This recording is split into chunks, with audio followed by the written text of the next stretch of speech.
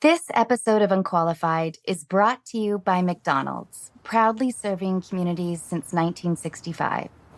On the drive to and from my parents' house in Washington State, we almost always stop at two particular McDonald's, one in Salem, Oregon, and another in Eureka, California.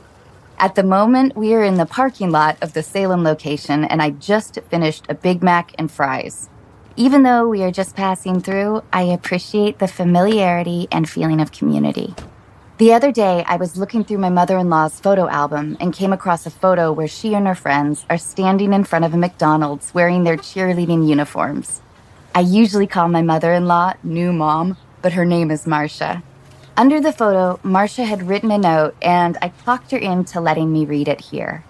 San Bernardino, California. I have so many memories of this McDonald's over the years. My father took me there on what I think was opening day.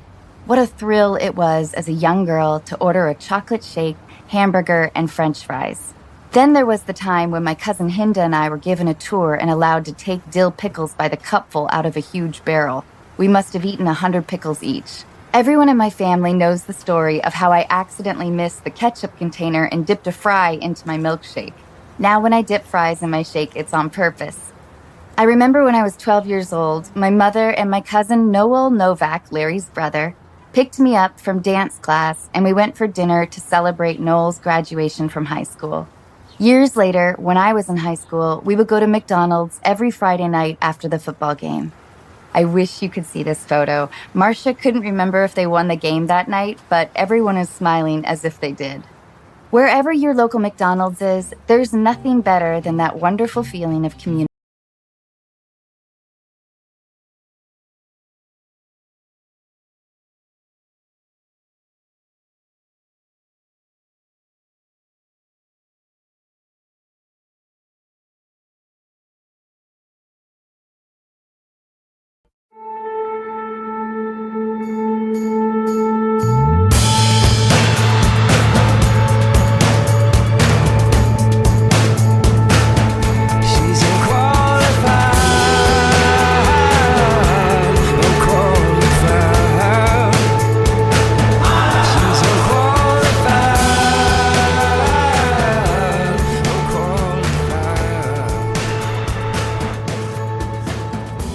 Hi, Sim. Hey, Anna. It's great to see you today. It's great to see you, too. It's a beautiful day here in Southern California. I love your smiling face. Fuck you. I'm excited to be here. You are? Yes, I love your new house. You're such an asshole. I don't know why that was funny. That was not funny. People think we're weirdos. They really do. I think genuinely people think we're weirdos, and we just do this podcast for ourselves, and that's it. Well, we're all fucking weirdos, aren't we? I guess. But people do like the feedback. They've been enjoying the feedback. Well, I do too. It assures me that I'm unqualified. Yeah, people let us know that we suck at our jobs. They make sure of that. I'm going to read a couple of letters, but this is from last episode, from the Haley Atwell episode. And just to recap Jennifer's call, she called in because she cheated on her husband of 5 years, and they have 2 small children together, and she actually developed feelings for her coworker. She told her husband kind of a half-truth. Such a hard call. She said that they made out. I think she did say that they made out and then she had some emotional feelings, but they never had sex, but they did have sex. So she lied to her husband about that. And she is interested in being with her husband and only her husband, but she knows that the other guy's going to come back into her life and she doesn't know what to do. And she doesn't know if she should at her heart. Tell her husband everything. But it's so telling that guy, the guy that, that she had the affair with, that he was a serial cheater. I'd like to read a few letters because the advice that we gave was awful. I guess they didn't really agree with that. No, I think most people agreed with us. At least I'm hoping. Well, what do you say? What do you do? It's like you said to hold the beat and wait for the right moment, if at all. Yeah, I do stand by that because I think that there's a sense of relief that you get when you confess, but you're passing the burden on. But at the same time, how do you keep something from the person who's supposed to be the most intimate relationship? I don't know. I'm going to read some letters, and this is from Emily. in Virginia. First, I want to say how much I adore the podcast. You two have such a fun and sweet friendship, and I love all your intentions with your lovely guests. It helps my long nights feel a little less long, so thanks. Well, thank you, Emily, for listening. That's nice. I want to write in to give you a different view on Jessica's issue. I completely empathize with what she is going through, and I just want her to know she is not a terrible person, and she is not alone. Yes, cheating is bad, but loving two people is not. It is absolutely possible and even easy to be completely in love with two or more people at the same time. I encourage you to look into ethical non-monogamy, aka polyamory. Oh, that's interesting. It's very interesting. While polyamory is not for everyone, the basic principle behind it is not to restrict oneself from the many relationship opportunities we come across in our lives. If for you, one love is exactly what you want and your partner wants, then that is beautiful and you should both embrace it. But as with your situation, Jessica, if you find yourself wanting more, that's also totally okay and says nothing bad about you.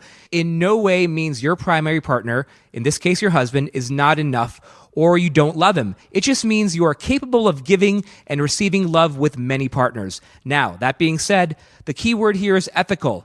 This means that communication is vital and every party knows about each other. Lying, hiding things, or sneaking around are all still cheating. And cheating hurts not only the person being kept in the dark, but also those involved. Keeping that secret is a huge burden to bear. I can say from experience when I betrayed a former partner that the guilt never went away. It gets better at times, but comes crashing back down on you in times of stress.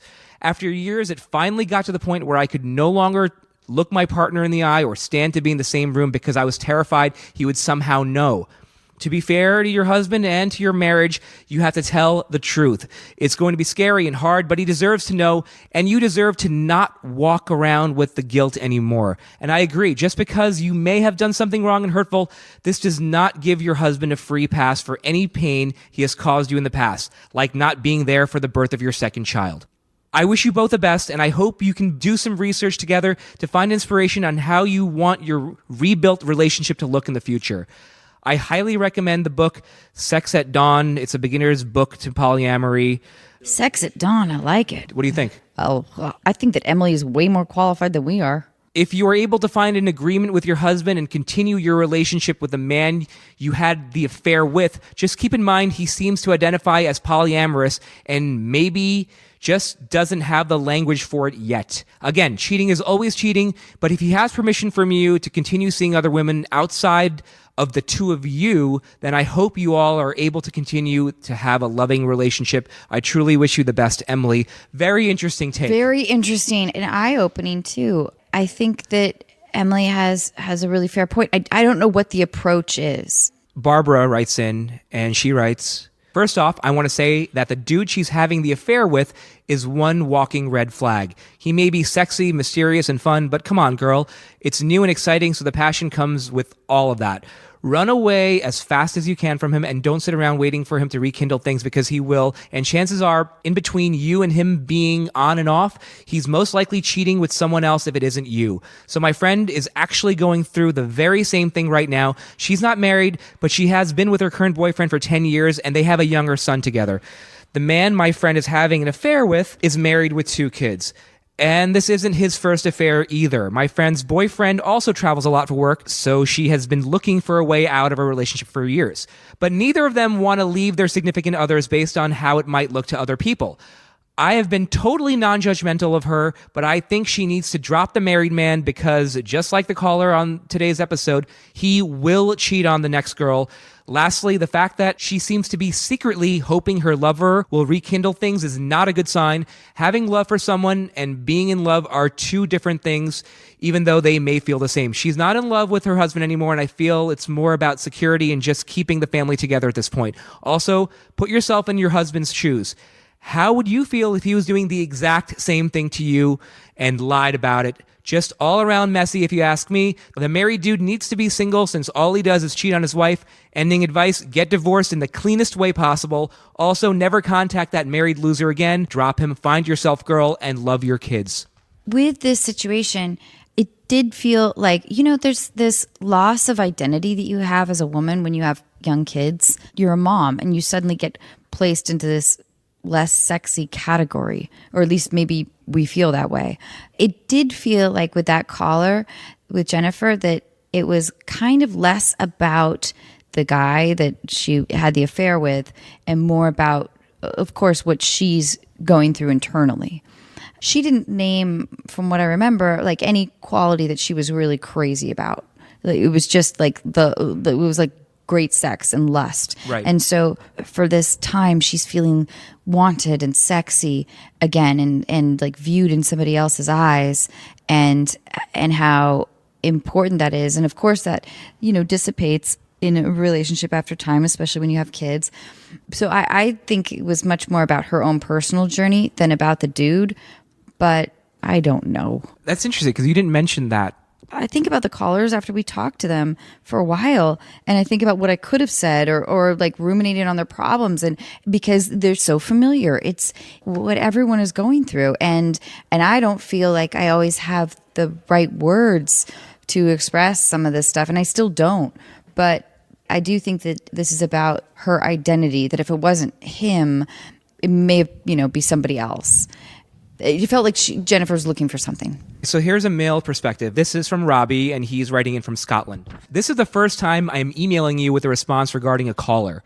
Whilst I love you guys deeply, I am troubled by what I deem was a lack of assertive advice to Jennifer. Yeah. I feel as though you were extremely lenient on her, and her constant interjecting that she was a bad person to me was her way of trying to liken herself to you and the listeners. While I concede that it serves no purpose beating Jennifer up or trying to make her feel bad, I do not think that Jennifer's glaring red flags were properly highlighted, and if I may, I'd like to address her directly.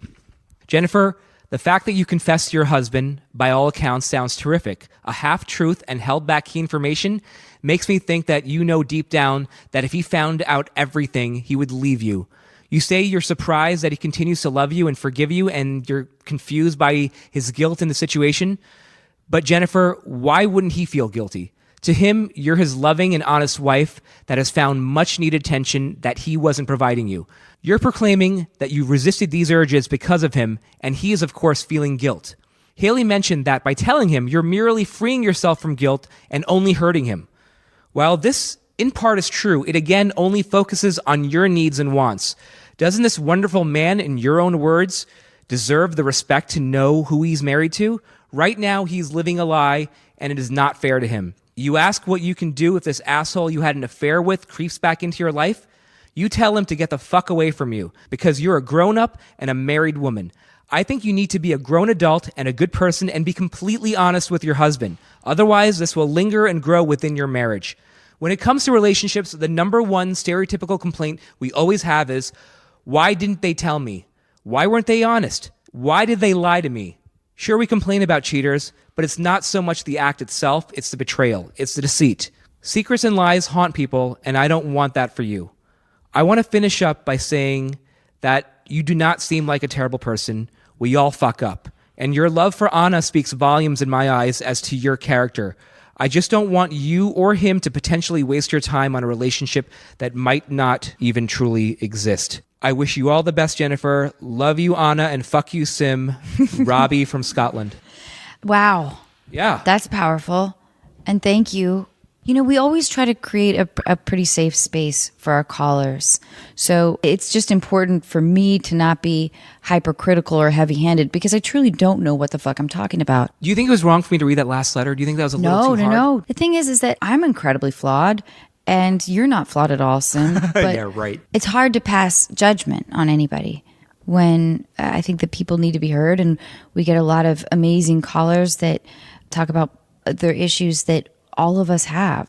I'm just always hesitant to be judgmental. But having said that, I think that I love this feedback. I love getting different point of views. Yeah, completely. I really do. All right. We've been keeping our listeners captivated. Captivated or captive, I should say. I love you guys. Let's get to Billy Eichner.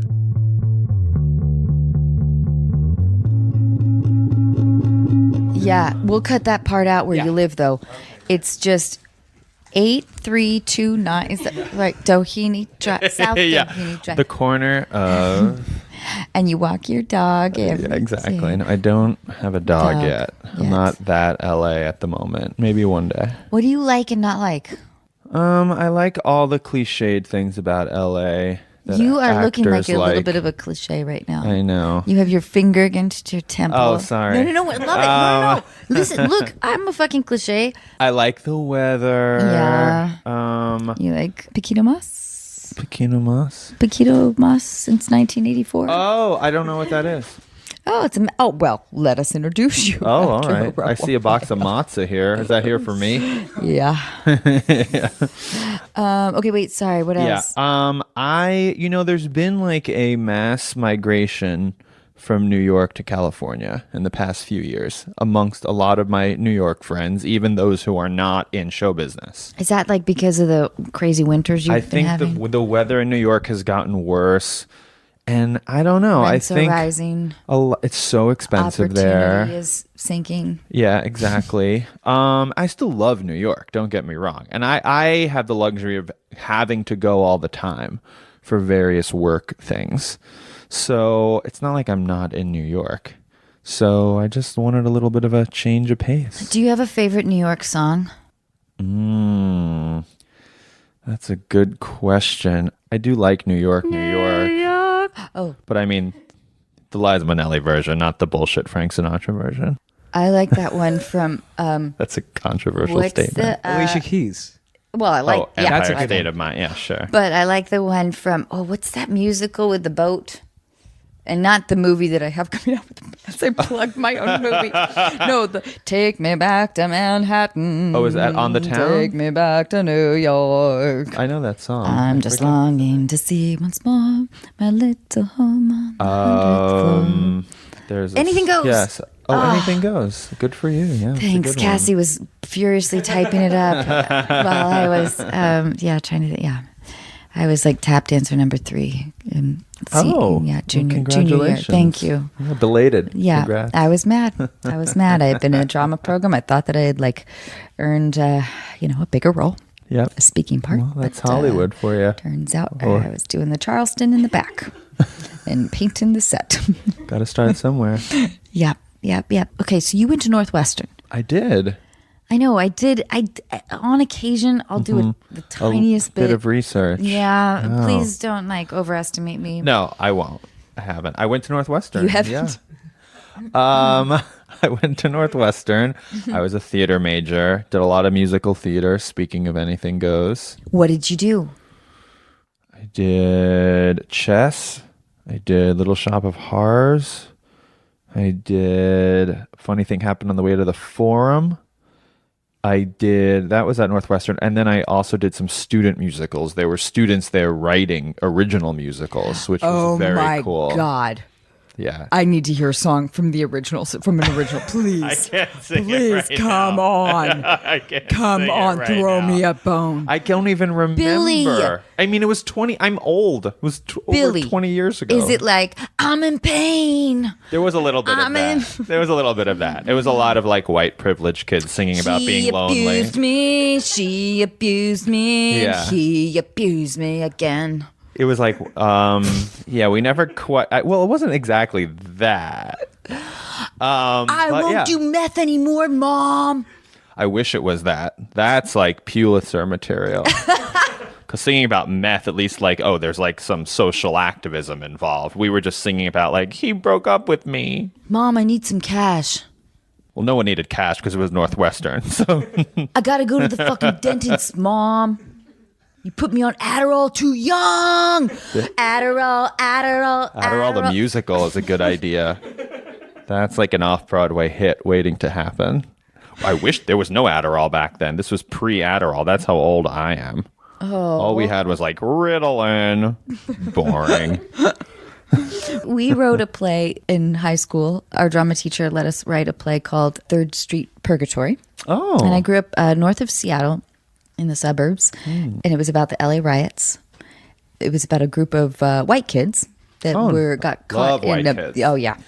Got caught. Nice to see them represented finally. 7-Eleven. Yeah. And at one point, like, we all wrote our own monologues. We directed them. Like, we broke the fourth wall and said, our monologue to the audience. And a few of us got suspended. Wow. Yeah, and our drama teacher. For breaking the fourth wall? Yeah, of course. Suspended by who? The Tony Committee? I mean, you know. Yeah. Man. So I do know the journey. I didn't invite my parents. Oh. And they were kind of devastated. They were like, they found out about the play by some other parents, and Who knew theater was so rebellious? oh man, it was like, this is the most important work I could ever possibly do. And it turned out it was. Third Street Purgatory. Yeah. Third Street Purgatory is hilarious. Yeah. We all die in the end. Oh, good. Yep. Good.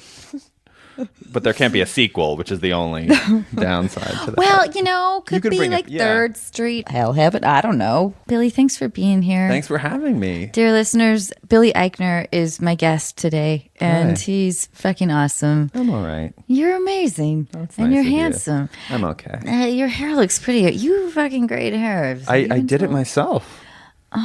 Yeah. I've could do learned how that? to do it by like watching all these professionals doing On it. YouTube. No, like when they come into your hair when you're like You're about to go fancy somewhere. like that, right? Oh, right. Yes. Like, do you do like a press thing or do you have something. like a dryer and like a? I do have a roller? hair dryer. I don't use like a brush. I mean, I don't use all the things they use, but I can sort of throw it together. So I had an ex that used to use a lot of Toncho stick. Are I you don't even familiar? know what that is. Oh, you don't? Okay, then this story's going nowhere. Sim does maybe. It smells It has like a lavender stick. That's really sticky. I remember that. Yeah. What does It has that a do? well, it's like a popular guy, like Oh. dude gel thing. Oh, it's just like a hair gel. Yes, but it has a very, very particular scent to it. Oh. And I was going to ask you if you had a scent from like an ex or like a memory that is tough. I for don't. You to, I'm not a like a fragrance person in general. I'm not like a cologne person, either for me or whoever I'm with at the time. like who? Then what are you then? I just like a. What do you mean? What am I? Like a size? Like what? Like a visual? Well, like you know how some people like really into like a tonal? candles. Like I have a lot of gay friends who are like, this candle. they're candle crazy. I spent $700 on this candle. It smells like molasses and matzah, You have or it- whatever it is. Like, and I'm just not. I don't love it. I don't care about a candle. I just want things to be neutral.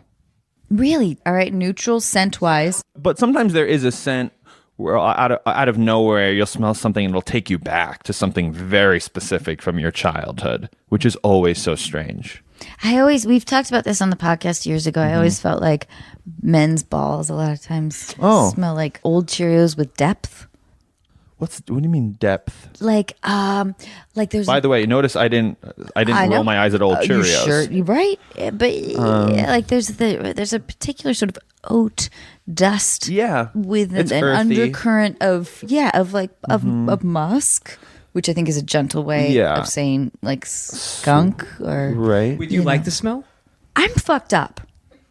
Okay. I sort of do. That's what I thought. well, yeah, I know. because like we're all animals. Yeah, I know, but I also like the smell of skunk too, though. Oh, I don't like skunk. No. No. So if I get you a candle, it'll be balls.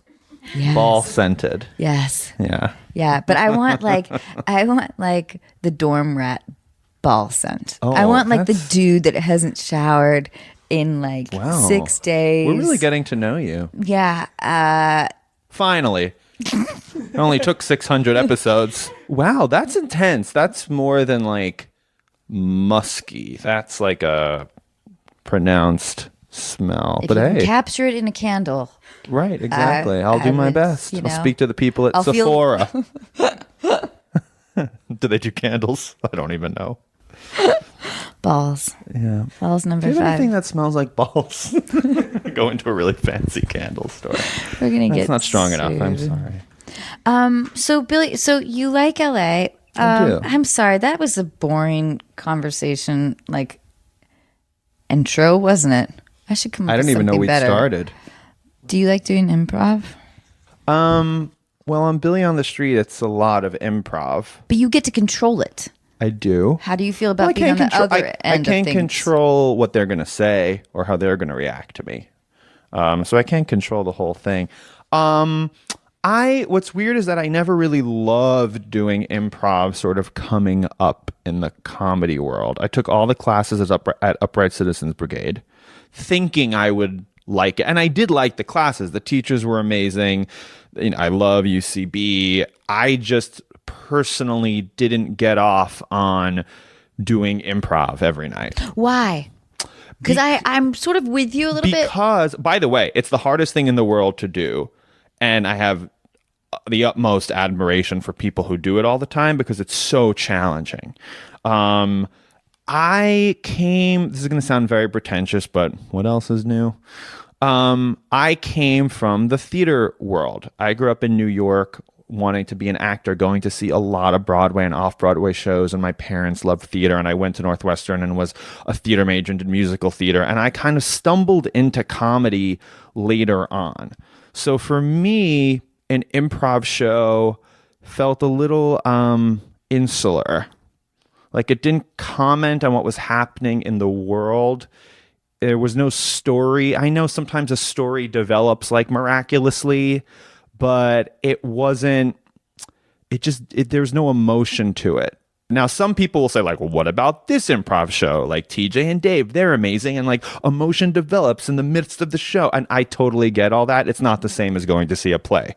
For me, that's just what I like. When you were growing up and studying theater, did you lean more towards a dramatic element? Or? Not necessarily. I mean, I was always the guy in the play that people would say like, oh, you're really funny. But I never at Northwestern, if you had told me at Northwestern I was going to be kind of known as a comedian, I would have said, what the hell are you talking about? Like if you would have said, oh, you're going to become known improvising and screaming at people on the street, I would have said, what the hell are you talking about? That sounds like a nightmare. When you are interacting with strangers on the street, do you find that it's better to have sort of a less flamboyant personality? Have you seen the show? Yes, of course I have. I love it, but I don't know. No, but I just mean I'm pretty flamboyant on the show. No. But I mean the strangers that you encounter. Mm-hmm. Like, what do you gravitate towards? Because you have like crazy people that seem like they're completely fucked up or whatever, and then there's also sort of people that don't know what's going on, and you play so well. You play so well off of both realms. I just didn't know if you had a preference. Does that make sense? What I'm asking? Yeah, it does. The biggest lesson for me from doing Billy on the Street all these years, and remember, I'm filming 10 times more footage than anyone gets to see, is don't judge a book by its cover. So I've learned to walk in the street and not try to predict based on what a person's wearing or what they look like, that they might be interesting or uninteresting or funny or not funny, because you literally never know. Some people that look quote unquote crazy or wacky, or they're wearing something over the top or something, and you might think, oh, they might be fun. You encounter them and you try to interact with them and you realize that they're very shy. They're scared of the camera. They don't want to be on TV. They don't want to interact at all. And then the most unassuming person has a ton to say, and people from a certain demographic who you might just on gut instinct think, oh, they'll know about this show, but probably not this other show. Always wrong. Interesting. Because everyone, especially, and one of the reasons Billy on the Street works in New York is because even the average person by New York standards is pretty media savvy. Right. They might not care, because one of the sort of ongoing jokes about Billy on the Street is that I can run around with a very famous person and these New Yorkers are going about their day and don't really give a fuck, right? Some of them do, some of them don't. But there's a general media savviness and a savviness to the world at large that allows the show to work there. And I don't know if I've answered your question, but I've learned to not prejudge too much about who I'm going to speak to and what I'm going to ask them about. Because I feel you'll go up to people who are on their phones sometimes or have headphones in. Yeah. And sometimes that works really well sometimes. And also right? That's pretty much everyone now. Right. So if I walked around trying to avoid someone not looking at their phone or without headphones on, I'd have no one to talk to. Right. And also it helps get that kind of spur of the moment, caught off guard reaction that can be really funny. I feel like if you ran up to me, I would be a little terrified. Yeah. Do you get a lot of terror? yeah, people get scared. I mean, you see that on the show, but for me, it's the equivalent of like a surprise party of like yelling like boo, like but then you offer $1 and then you don't give it. Well, if they agree with me, if I like them, I'll give it to them. That's the fun of Billy on the street. But what the fuck, man? We can't like agree with you all the time because we don't even know what the fuck. Like, it's got to be so frustrating. Well, if we had an encounter and you were like, "Oh, do you like this person or this person?" Wrong. The whole rest of my day, I'd be like, I didn't get that fucking buck, man. I didn't get that fucking dog. That's the game of life, my friend. It's really just a metaphor for life. I'm Billy in the union. Well, that's what I would have been. I would have been like, I am a SAG member. You cannot use that footage. We've had people say that because it's New York City, so there are a lot of actors, like running around. We've had people say like, I'm sorry, you can't use that. I'm an AFTRA. I did a radio voiceover in 1986. And you can't use my footage unless you pay me like $10,000. And it's like, you know what? Somehow we won't use your footage and be okay. I did that. This is an embarrassment. I don't think I've ever told this story. The Real World came to Seattle. Oh, my God. And I went to a bar where The Real World, they were shooting there. And there were like these signs up. And I didn't go there for that reason because I'm bitter. This is Real World, so it must have been 1995, 96? Yeah, I remember Real World with Puck. Yeah, probably. And Pedro, then they worked at the fish market for a while. No, that was San Francisco. I forget who was in Seattle. I did too. Yeah, they may have. But I went to this bar. I had to sign, like, I remember being like, oh my God, like, I was too good for... Oh, like too polished or something? No, not polished. I just felt like I'm above, like, I don't know what the fuck. It's that theater snobbery. And I know it well. It's so stupid. It was just me being a fucking ding dong. So we go into the bar with some friends. I end up getting into an arm wrestling contest with one of the people on the show. And afterwards they came up to me and they were like, we need you to sign this waiver. I lost, but not without, it was a struggle. I'm proud, I'm feisty when I want to be. Right. And afterwards, like the producer's like, okay, can you sign this waiver? And I remember being, and I was kind of tipsy. And I remember being like, fuck you, I'm in SAG. I'm not signing this. And it was so stupid of me. Right. I mean, not that, it just was, looking back, it's just embarrassing that was like, that's what I'm going to hang my hat on. Like going back to my dorm room with my $4 being like, yep, I was almost on The Real World, but I told those bitches to suck it. Yeah. Well, it's true. When we're doing Billy on the Street, I don't want anyone on the show who didn't want to be on the show.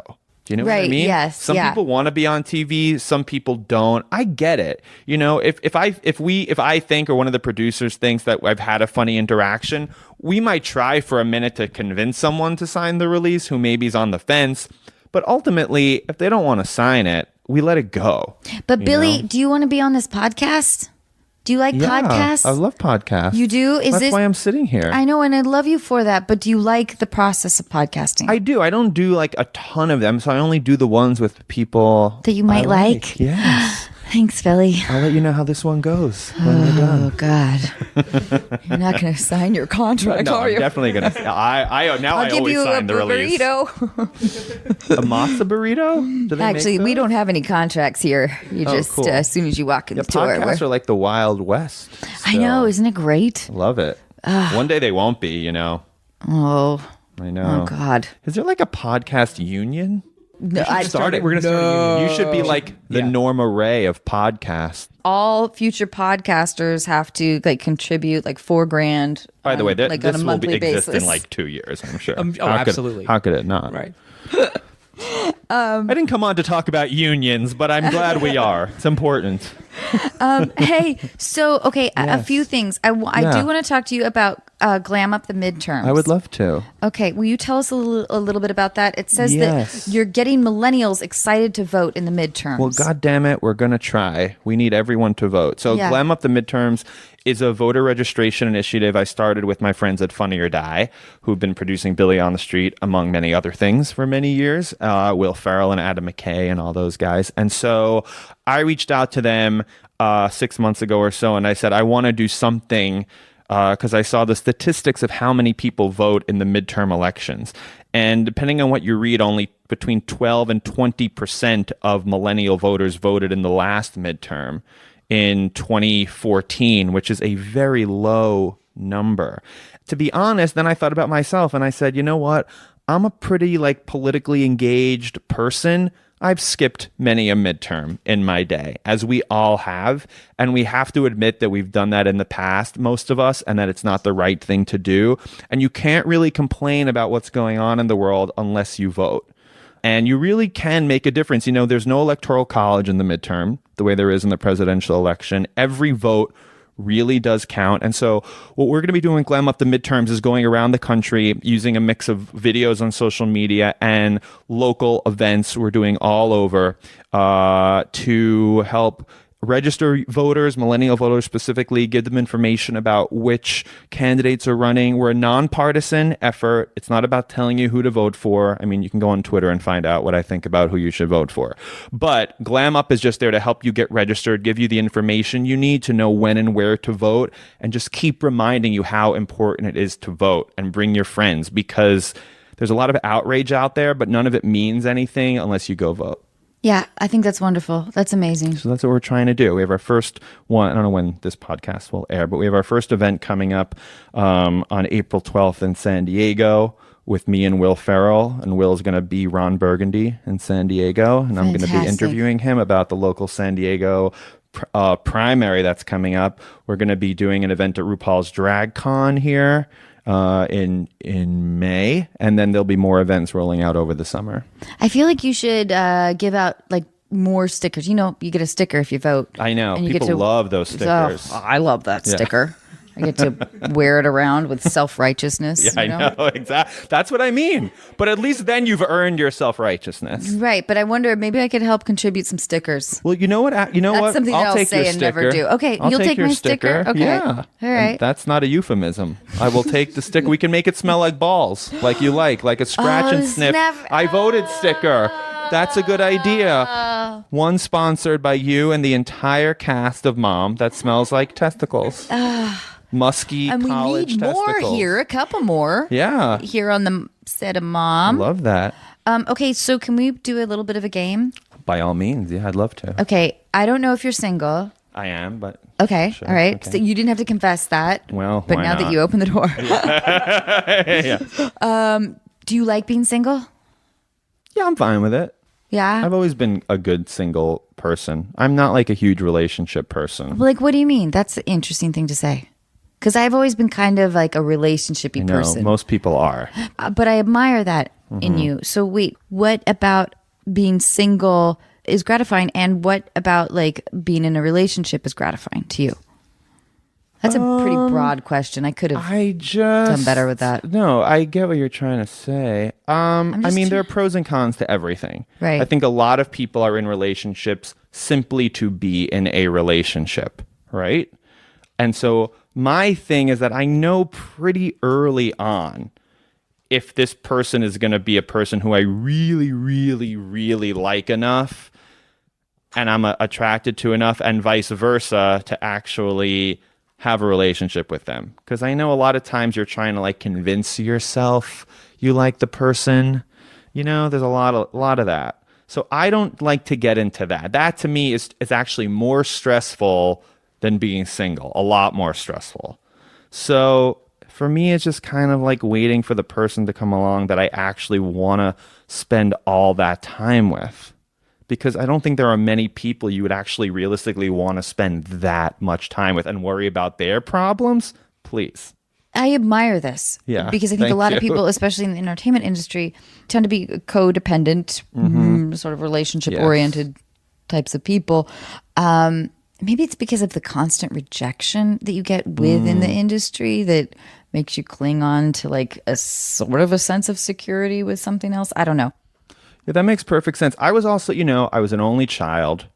So I think that just makes you very self-reliant from a young age. I was really career focused. And it's like when I didn't have any money, I really didn't want to be in a relationship. Like, why drag someone down with me? And now that I am more successful, now I'm just really busy. So it's like I have money, but time is tricky to manage. And so again, like if I'm going to work someone into all of this, then that has to be someone I really, someone whose shit I really want to deal with 24/7. That's a short list. I don't know if anyone's on the list. So far, no one. Okay, yeah. So you are a perfect candidate then for our next segment. I'm ready. Called Dealbreakers. Oh, everything's a deal breaker. Find something that isn't a deal breaker. Okay, yeah, sorry. Okay. He likes to rollerblade. Yes or no? Is that a deal breaker? Yeah. So if he likes to rollerblade, I wouldn't date him? Well, no, I'm fine with rollerblading. Okay. It's a little weird. Who the fuck still rollerblades? But well, okay. See, this is what I'm was the thread. Better rollerblade than roller skates. No. Okay, but he's 6'4". That's good. So on rollerblades, he's like 7 feet tall. I mean, is it Manute Bol? I mean, who is it? That's a basketball player, and I'm shocked I know that name. Is he still playing? Is he retired? I think he's dead. Manute Bol is dead. Sim, coming in the one man I wanted. You see? R.I.P. Manute Bol, by the way. I didn't know he was dead, and so don't send me angry tweets, okay? I'll make a donation somewhere. Rollerblades are fine. Next. Okay. He wears a pinky ring. Always. That's very hard to deal with. I'll say this. I have nothing against a pinky ring on paper. But the thought of me falling for someone who was constantly wearing a pinky ring is hard to imagine. Would you inquire? Yeah, I'd be like, what kind of person wears a pinky ring? Why are you wearing one? It was given to me by my great-grandfather. I don't care. And he survived the Great Potato Famine in Ireland. So that's not my problem. A good luck charm. Why should we all suffer? Your grandfather survived a potato famine. Now I have to look at your damn pinky ring for 10 years? Oh my God, I wore the wrong color socks. I'm just realizing. Sorry. What are you talking about? Your socks are amazing. White socks. I wasn't thinking about it. Anyway. I think you look fantastic. Very low maintenance, as you can see. You're very handsome. Why is Billy single? Thank you. That's nice. I can be sweet. I hope you get that impression of me. I've always thought you were very sweet. Thanks. Yes, that's definitely what comes out of my phone when I'm listening to this. Oh, that's sweet that you even listen to this. I do. During sex, he calls you Billy Eichner. No, I don't like that. I don't like that. I mean, Billy Eichner, that's weird. It sounds like he's like this close to like tweeting it, like live tweeting it, which I don't think anyone wants to hear. But what if he's really famous? Who? I need specific. Okay, all right. Names. There aren't that many like famous out gay actors. I mean, they're just not. You're right. That aren't in a committed and most relationship. Of them are like married. Yes. Seriously. I know. It's like me and Andy Cohen. Fuck. Okay, Andy Cohen is I've known him for 100 years. And so he's that like, Billy Eichner. We can't. No, if Andy Cohen's going to have sex with someone, he's yelling out his own name, Andy Cohen. I'm Andy Cohen and I'm having sex with you. And I say that with so much love as a friend of his for many years.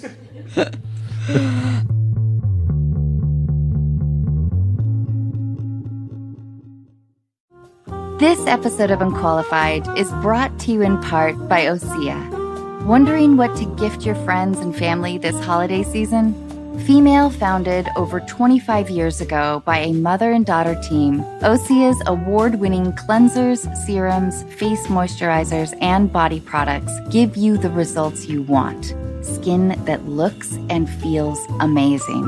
I recently got to try Osea's new body butter, which, like their now famous Undaria algae body oil, transforms dry skin without being greasy, has the same incredible scent, and leaves your skin soft, smooth, and healthy looking. If my experience is any indication, you can count on your partner giving you a lot of compliments. This holiday season, stock up and share your new favorite clean skincare and body care with your friends and family. Unqualified listeners get 10% off your first order with promo code ANNA at OseaMalibu.com. You'll get free samples with every order, and orders over $50 get free shipping. Gifting is always easier if you start early, so head to OSEAMalibu.com. Use code ANNA. This episode of Unqualified is brought to you in part by State Farm, and in honor of their surprisingly great auto insurance rates, I'm going to tell you about a particularly surprising day on set. It takes me a long time to read a script. For almost every line of dialogue, I will stop to figure out why my character would say it, how it fits in the conversation, and how it's going to come out of my mouth. Between the lines, there are larger chunks of text which describe everything else happening in the scene. Maybe what a room looks like, what characters are wearing, and what they're doing. As I often underestimate how long everything in my life takes, I know I can make up some time by reading those larger chunks a little faster. I got the script for Overboard about 6 months before we started production. I read it in my warm living room, wearing comfortably warm clothes, sipping from a warm mug of tea. Somehow, it never occurred to me that when you jump off a boat in the middle of the ocean, the water is surprisingly cold. And it doesn't get any warmer on take 2.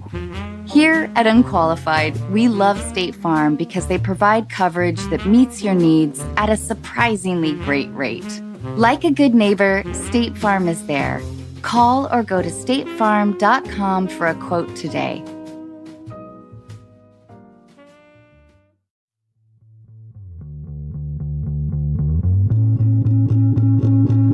He tells you that he is 45. But his ID says that he is 38. It's a little weird, but I have nothing against 45, obviously. Are you lying about it? I'm not one to lie about age. So that would sound insecure to me. That's a turnoff. Wait, that he's older than he's claiming? No, isn't he claiming he's younger? No, he's claiming he's older. He tells you that he's 45. But he's secretly 38? Yes. Who is that? I don't know who that would be. That's an unusual thing. I know. Oh, you know someone that did that? No. I just think it's intriguing. It's just odd. I would want to know what the philosophy was behind that. It's so unusual. I don't know what to think. Well, he's got a bit of gray hair, and okay. I'm okay with that. I like them on very your first old. date. He tells you that that he rioted in the LA riots, and wow. Like after Rodney King? Yeah. Was not planning for this conversation to go to the Rodney King trial. Yeah. But here we are. That's 2018 for you. Yeah. I'd love to not talk about Rodney King right now in relation to my dating life. You have to understand that when you see his ID accidentally, you realize that this is all a lie. Like, right. Oh, I see. No, I don't like lying, so I would say no. I would say no lying on your ID about your age. What have you lied about? I'm not like a big liar.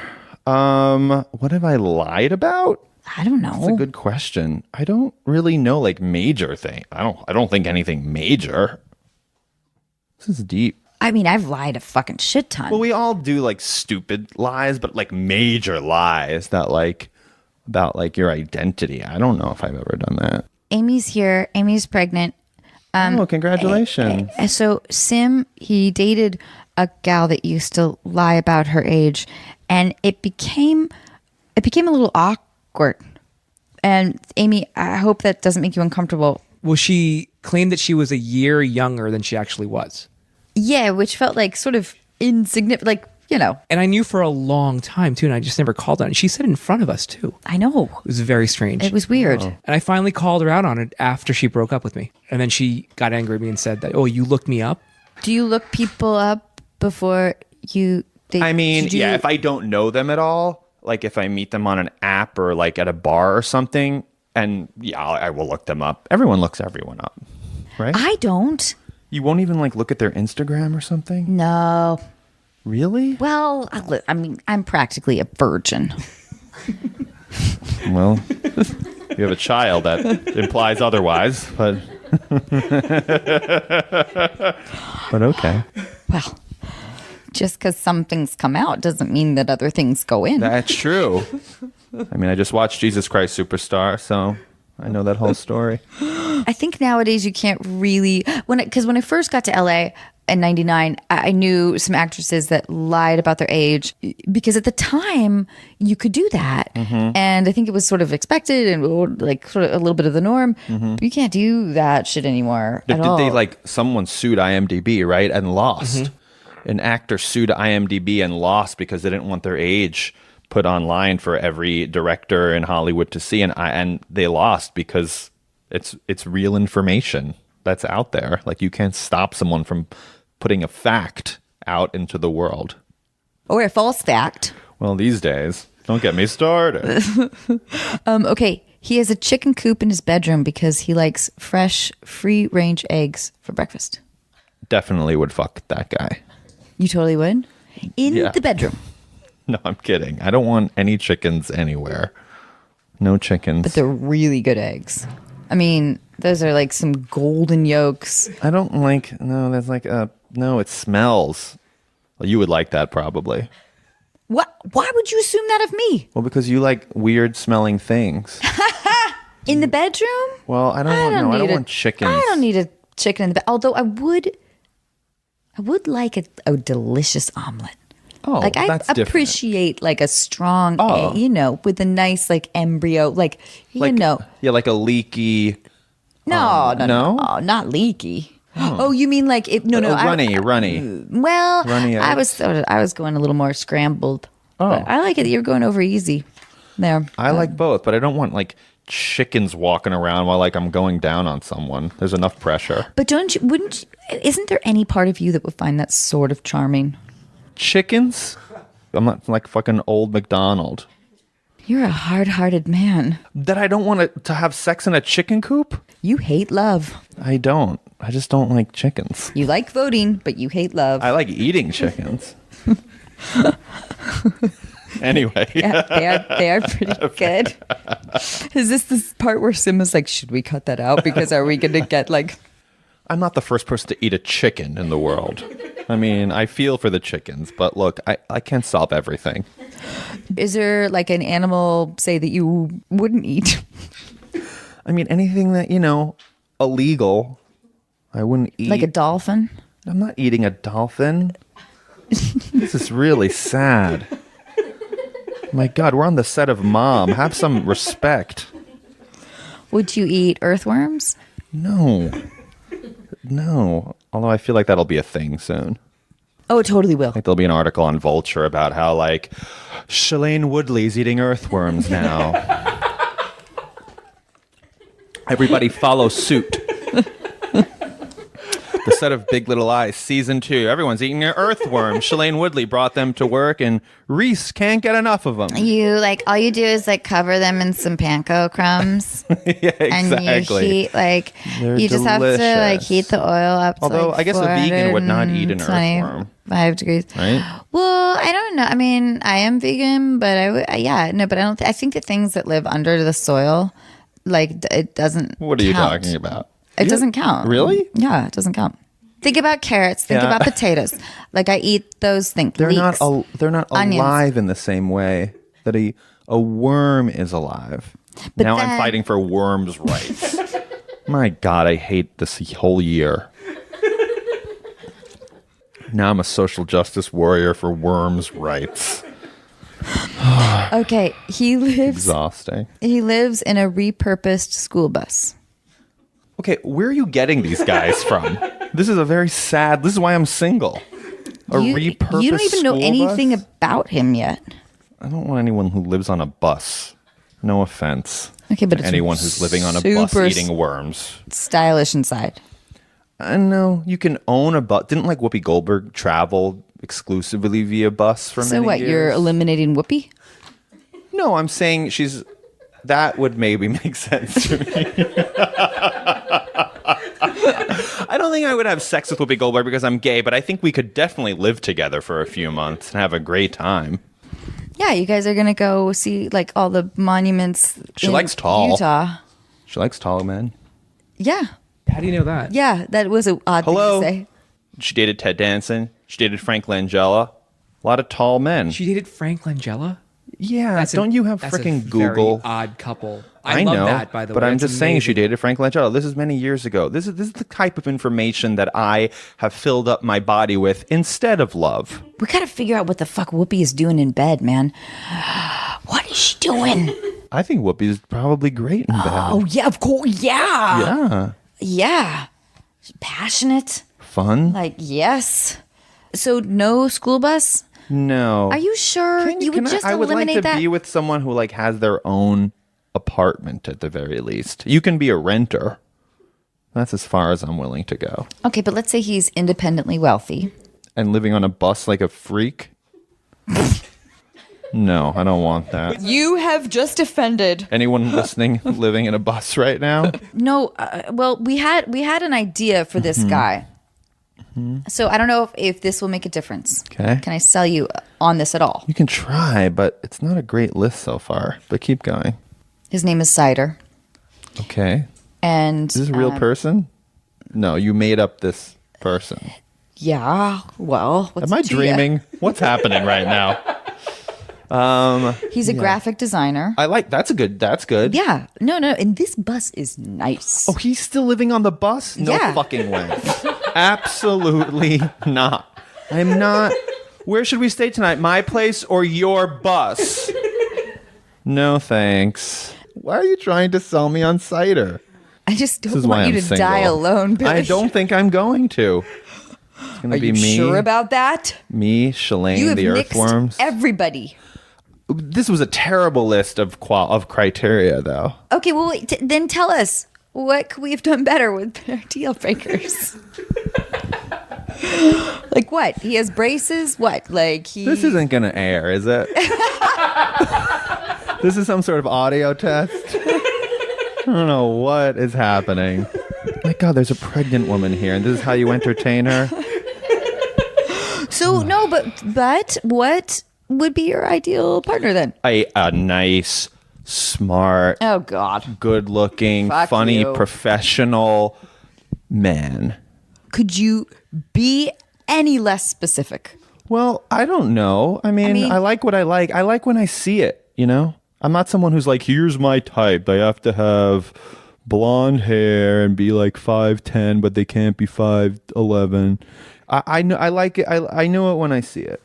Do you like being set up, or do you like meeting people just randomly and spontaneously? I'll be set up, but I need to see a lot of photos first, and I need a lot of information. You were such a fucking dick. Excuse me. Well, here's the thing: is that if they know who I am, some people do, some people don't. But if you're like, oh, you want to go out with Billy Eichner, they'll have a very solid impression, at least of what they think they know of me. So I need to make it an even playing field. I need to know what they look like at least. I'm a blind date? Are you kidding me? How are you on a date? I'm curious. Man, am I wonderful. Is your energy level like more subdued? Are you? People will think that you're Billy Eichner from Billy on the Street. Right. When they go on a date with you for the first time. They see very quickly, though, that I'm not. I'm very chill and very normal and regular. Do you feel like any pressure to be on, like to be funny at all? No. I mean, I don't want to be boring because most guys are so boring. I go on a lot of dates with very, very nice, good-looking guys. And this is not to say all the guys I go on dates with are boring, in case any of those are listening. But I've been on dates with like many really good-looking, nice, professional, successful, quote-unquote, hardworking, boring people. But maybe that's because you're intimidating. So people feel like they can't. Well, that's not going to change.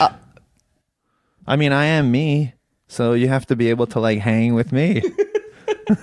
You see why I'm single now. I mean, wait, so you think you're intimidating? I think the idea of me to some people might be intimidating, but the second they sit down with me, they will see that it's all very casual and normal. Oh, what? It is. You are totally intimidating. You nixed everybody on our list. You told me that you wouldn't make love to me. I am gay. And what else happened before we started recording? By the way, I don't remember being asked that specifically. Now that I think about it, no, I'm very normal. I'm weirdly normal. I don't know what else to say about it. So who's the boring one now? Exactly. I'm more boring than you think I'm going to be. No, I've like done interviews. Like I've gone to meet. Now they kind of know, but at the beginning when people were first starting to interview me, once Billy on the Street started to get attention, I would go meet a reporter or something, and they would expect me to be like Billy on the Street, and I could sense in their eyes almost relief and disappointment that I wasn't this character that was going to come and like scream at them and like entertain them. And I'm like, are you an idiot? Like that's a character. You know, like obviously, no one operates like that in the world. I'm not some nutcase that was on YouTube that they found and threw on TV. You know, I created it, you moron. It's like a joke. You know, it's a joke, right? And so I think now people get it. But like, yeah, I'm not that guy, obviously. That would be crazy. This episode of Unqualified is brought to you in part by Warby Parker. Warby Parker was founded with a rebellious spirit and the lofty goal of creating boutique quality eyewear at a revolutionary price point. Sunglasses, with or without a prescription, start at $95 and, just like eyeglasses, are available through their home try-on program. You just choose 5 pairs and see which ones you like. I was surprised by how quickly they arrived, which presented me with the immediate problem of deciding which ones to keep. I loved all of them, so you can guess what happened. And not only can you feel good about how cool you look, you can also feel good knowing that for every pair of glasses sold, Warby Parker distributes a pair of glasses to someone in need through partnerships with nonprofits like Vision Spring. Offering eyeglasses, sunglasses, contact lenses, and eye exams, Warby Parker is committed to providing exceptional vision care online and in stores. So put your FSA or HSA dollars to good use on Warby Parker prescription glasses, prescription sunglasses, contact lenses, and eye exams. Try Warby Parker's free home try-on program. Order 5 pairs of glasses to try at home for free for 5 days. There's no obligation to buy. Ships free and includes a prepaid return shipping label. Try 5 pairs of glasses at home for free at warbyparker.com/unqualified. That's warbyparker.com/unqualified. This episode of Unqualified is brought to you in part by ZocDoc. Who gets excited about trying a new restaurant that has 2 out of 5 stars? When it comes to finding healthcare, don't ratings matter even more? ZocDoc is a free app where you can compare doctors, read reviews from real patients, and even make same-day appointments. When I finally called to reschedule my dentist appointment, I was told that my dentist had been retired for nearly 3 years. In my defense, parking was a nightmare. Through ZocDoc, I found a new dentist who had great reviews, took my insurance, and whose office was actually within walking distance. I was also able to book an appointment instantly without talking to a receptionist who made me feel guilty about not having my teeth cleaned for 3 years. My new dentist didn't make me feel guilty either, and only suggested I floss a little more often. Whether you need a primary care physician, dentist, dermatologist, psychiatrist, eye doctor, or other specialist, ZocDoc makes healthcare easy. Now is the time to prioritize your health. Go to ZocDoc.com/unqualified and download the ZocDoc app. Sign up for free and book a top-rated doctor who might be available as soon as today. That's ZocDoc.com/unqualified. All right, so we're going to call Kayla, and she is 24, and she's here in LA. Hello. Hey, Kayla, it's Sim. How are you? Hi, Sam. How are you?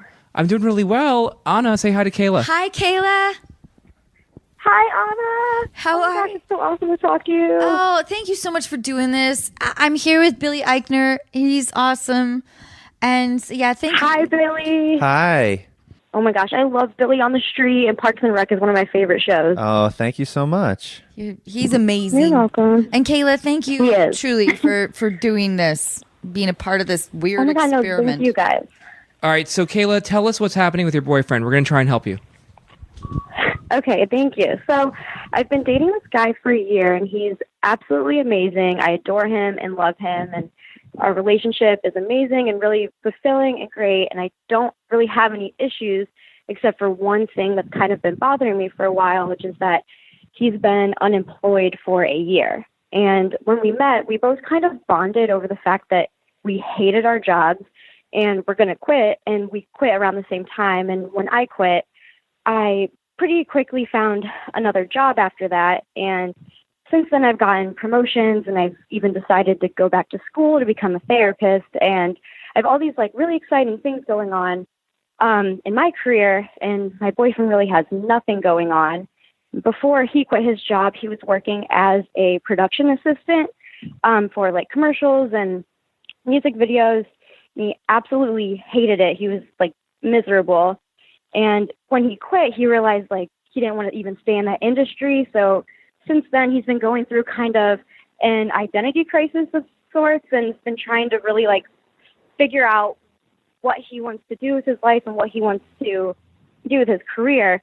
He's really confused about like what even the next step is, which I totally empathize with. I've been there before, and I know how scary that is and how hard it is to just not know what you want to do in your life, especially living here in LA where everything is so competitive. And so I understand it's really hard on him, but on the other hand, it's been a year since he's had a job, and I'm struggling to navigate how involved I should be in helping him figure his life out.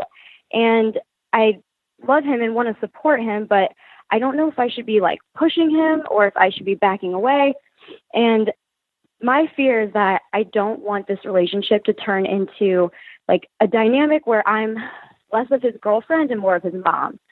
I want to be his girlfriend. I don't want to be like a mom, like checking in on her son to see if he's done his homework. So, and just to like clarify, we're not living together, so it's not like this is affecting my financial situation in any way. But I do love him, and I would love to move in with him at some point. So lately, when I've been thinking about us moving in, I kind of have anxiety about it because I don't know how comfortable I would feel about moving in with someone, even if it is someone that I love, that doesn't have a job. So my question for you guys is... Sorry, go on. Sorry, I didn't mean to interrupt you. No, it's okay. I just want to know like what you guys think about what I should be doing in terms of, should I be like pushing him and almost like micromanaging his like job search, or should I just kind of back off and let him figure it out by himself? Like, I want to support him because this is having a huge toll on him emotionally. Like it's not like he's sitting at home enjoying his unemployment. Like he's really, really depressed about it. And I don't want to add to any of the negative feelings he's feeling, but like, where do I draw the line so that I continue to feel like his girlfriend and not his mom? Oh boy. Okay. I have a few questions. First of all, Kayla, I got to tell you, it's so mature of you to even presenting this question, because I think that so many people have had this, especially in our industry, but I know that I've been there where you're at. And I think it's very commendable of you and mature of you to be thinking about this, because of course you don't want to be, but you know what I'm saying? Of course you don't want to be nudging somebody who doesn't want to be nudged. You want to feel like a partner and like, just like you phrased it, not a mom. Can I ask you, so what does he know, other things that he wants to do? Has he talked about other passions? So when I try to ask him about that, I feel like I haven't been able to lately because I feel feels like he's been more depressed about it. Right. Yeah. So I've been trying to be like gentle about it, but when we have talked about it, like he has things that he likes. He loves to cook. He loves video games. Like he does like a little streaming thing with him and his friends, and like he likes like sports. He's a huge basketball fan. Like there's things that he really likes, and he'll talk about things that are dream jobs, but it's like he doesn't think that like he could ever put any of that into fruition. It's like he has really low self-esteem and just doesn't think he can obtain a job that is a dream job of his. How is he supporting himself? Or is his family helping? His family's helping him, but he is very, very good with money. So he went through a period of time where he was kind of dealing with depression, and he wasn't really going out much and wasn't doing anything where he was able to spend money. So he saved a lot of money for like a period of 2 years, and he's kind of been living off of that. And he does get a little bit of help from his parents too. Is he living with his parents? And no judgment there. I don't mean no. Oh no. He lives here in LA, and his parents are from a different city. Oh, okay. So but he's able to. Well, he's going through his savings, right? Yeah. Support himself. How old is he? No, he's not really supporting himself. He's depleting his savings, is what he's probably doing, right, Kayla? Yes, which also worries me because that leaves less money for him to do things that he like travel or like, I don't know, buying something like photography. Like he loves photography, but like can't buy cameras because he needs to use that money to pay rent and buy groceries. And it's just become this like cycle of like every ounce of like his savings is going to rent and groceries. How old is he? He's 26. Okay, look, Kayla, I have to go to the gym soon. So I think you should dump him. And let me tell you why. And by the way, I know nothing. I've barely dated anyone, but I'm going to tell you what to do anyway. He sounds like a depressed person who doesn't know what he wants to do with his life. And I think that he needs to figure out who he is before he can be in a proper, healthy, thriving relationship with you. And you, like most women compared to most young men, are more evolved. And you know who you are, or you're getting there a lot quicker than he is professionally, spiritually, emotionally, financially. Mm-hmm. And I don't know if sort of coddling him, I know that's not what you're doing, but really what choice do you have? You can't talk about it. You can't not talk about it. So I think he needs a little time to go and find himself. And I know that's probably hard to hear, but if it's meant to be, it's meant to be. You guys are, how young are you? I'm 24. I mean, you're so young. There's no way you're going to end up together. I mean, the chance of you guys ending up together is so minimal. I mean, let's be honest. You're both like babies. So, like, I mean, really, why waste your time? Billy was efficient. I will be gentle. Kayla, I'm trying to save you time and energy. Yes, but I know he's lovely. I know he likes to play video games. I have an iPhone. I'm a photographer. We all are, Kayla. Okay? But like he needs a job, Kayla. Bottom line. It's true that you don't want to get yourself trapped into a position where it's inevitable that he's going to resent you for your passion and drive and even like your encouragement and enthusiasm for him. You know, you can't make an unhappy person happy, and in this town where you've got to be proactive in your own career, very much so. There isn't a lot you can do for him, except for maybe, I want to be with you. I feel like we're headed down this path where like we are going to mutually resent each other. And I'd like to prevent that. But if you don't think that's possible, then let's like start to like evaluate where we're at or something. I don't know. Is that like too ridiculous of me to say? I'm curious. So Kayla, have you thought about breaking up with him over this? Has it ever crossed your mind? So I feel like I'm getting to the point now where it's starting to affect me. I feel like for a while I was just kind of telling myself like I just want to give him time. I have also felt confused before. I know that it's a hard process. It's hard to figure out what you want to do. I've been trying to be like empathetic, and I feel like for the first time I'm starting to be like, what's happening? Like, what are we doing? And I don't know. I'm getting to a point where I'm almost like annoyed, and I don't want it to come across that way, but it's almost like it's been a year, and it's like I'm not That's seeing a long even time. any. A year's too long. It sounds like it's not going to get any better. And that's not very sexy. Okay, wait, 2 questions though. Are you in contact with his parents at all? Yes. Do you like them? Are you close with them? Oh, yeah. I love his family. They're really great people. But they also have concerns as well, and we've kind of right. And then he's going to feel like, yeah. This is a tough one for you, Kayla, because Does he go to a therapist? That's another thing. I've been trying to suggest that he go see a therapist, and I've even because I work in the mental health industry right now, so I even had recommendations for him, and it's he's appreciative of it, but it's kind of like the job thing. It's like it gets talked about, but no steps get taken. So what does he do? What does he do during the day? I'm actually not sure. When it's gone to, that's another thing. It sounds like porn and video games and weed. Him, Probably I always feel in bad that order. asking him, oh, how was your day? And he's just like, well, I don't really have anything to report on, and it just becomes kind of awkward, and I don't want to make him feel awkward. Kayla, so you're only 24. Yeah. You got to live your life, girl, as they say. Yeah, this guy's gonna weigh you down. He's got to figure out his shit. If it's meant to be, it's meant to be. Yeah, I think Billy's completely right that inevitably there's going to be resentment between you two, and life is just a little too short to be in a relationship where you feel obligated to lift somebody up. You're working hard, right? You're following your dream, and you can't give that to somebody else. You can't, make somebody else follow their dream, right? I mean, you had to call a podcast.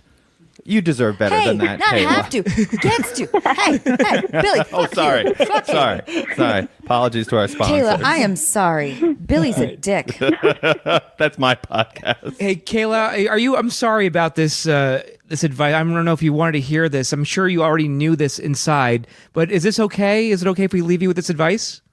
I mean, I just feel like... I mean, yeah, of course. I really appreciate it. I think I just needed another perspective, because I haven't really told anyone that it's been something that's bothering me for a while. And please know that this is very common. I went through something very similar in my 20s, and I also I think it's very telling that you guys don't live together. I think that's really wise.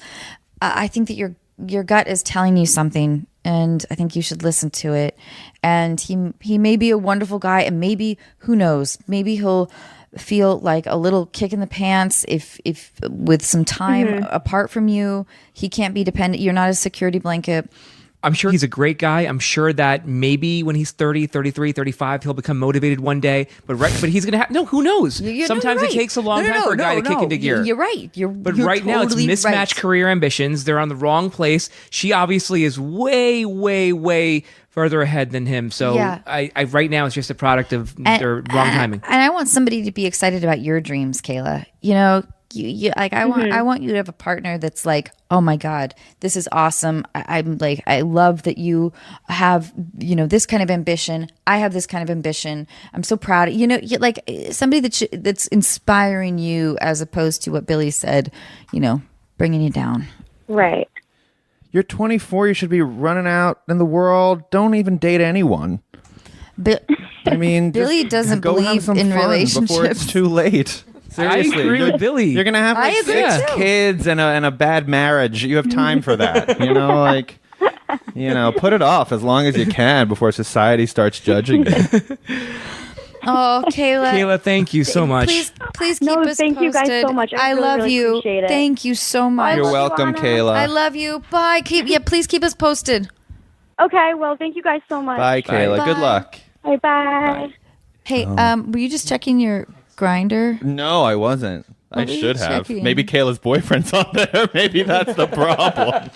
Hey, Billy. Yes. Thank you so much. Oh my God, thank you for having me. Oh my God, this mic is freaking No, out. that was my mic. Sorry. Sim has dropped the mic twice. A few Literally. times, like 3 times. Not in the cool way. Yeah. You just literally dropped the mic. Amy, are you sure you want to have a child with this I'm the father of your baby. Thank you so much for being here. I love this podcast. I hope I wasn't too hard on Kayla. I had to be honest. No. I think it's such a familiar problem when you have somebody in the relationship that's that just has like a different trajectory, and it feels clear as when you're older when you see that, and in the time it's confusing. You start off as kids pretty much. One becomes an adult, and the other one is still hanging on to being a kid, and that's a problem. Yeah, and then resentment leaks out in all different kinds of ways. He'll get cut off from his family one day. He'll run out of his savings, and all of a sudden he's going to start to borrow money from her, and then that's going to become even worse. I mean, it's just going to, you know how the story ends. Yep. I've been single Kayla's since gonna get 2003, so what do I know? Hey, thank you, Billy. Thank you. So much. Thank you to all you guys Billy. for having me. Yeah, you're fantastic. And maybe everyone please vote, and everyone should vote, and particularly tell the young people in your lives to vote, no matter who they're going to vote for. But I mean, don't be an idiot. Vote for the right person. But vote. Good night, everyone. Bye. Good night. We love you. Bye.